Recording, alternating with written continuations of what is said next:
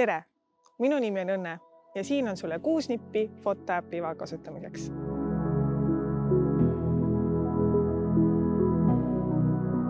Veendu, et kasutad äpist kõige uuemat versiooni.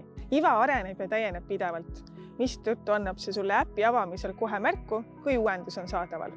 Ära lükka seda edasi. Nii on kindlam, et fotoülesande täitmine sujub ladusalt.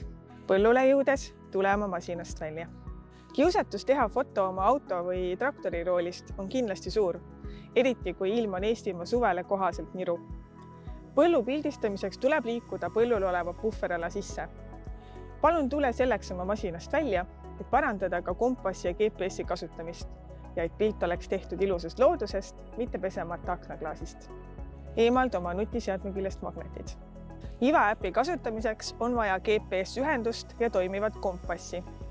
Selleks, et need saaksid toimida tõrgeteta, palun eemalda oma seadmelt magnetit sisaldavad ümbrised, popsoketid või kaaned. Kui sa pole selles päris kindel, siis on targem kõik ümbrised eemaldada. Loe hoolikalt fotoülesande sisu. Fotoülesande puhul loe hoolikalt, millist fotot sinu käest küsitakse. Tavaliselt soovime kas lähivõtet või üldist plaani. Lähivõtte tegemiseks, näiteks põllukultuuri tuvastamiseks, võid telefoni hoida vertikaalses ehk püstises asendis.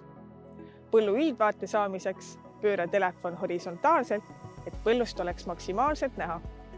Tee fotod erinevatest kohtadest ja erinevatest suundadest. Punktipõhise fotoülesande puhul on sulle ette antud konkreetne punkt ja suund, kus foto teha.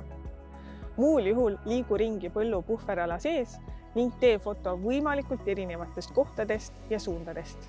Tee pilt võimalikult selge ja arusaadav. Fotoülesande täitmisel on oluline, et sinu ilus põld seal ka näha jääks. Seega pildistamisel pea meeles, et foto oleks võimalikult selge ja terav, et põld oleks maksimaalses ulatuses näha ja et põllukultuur oleks tuvastatav.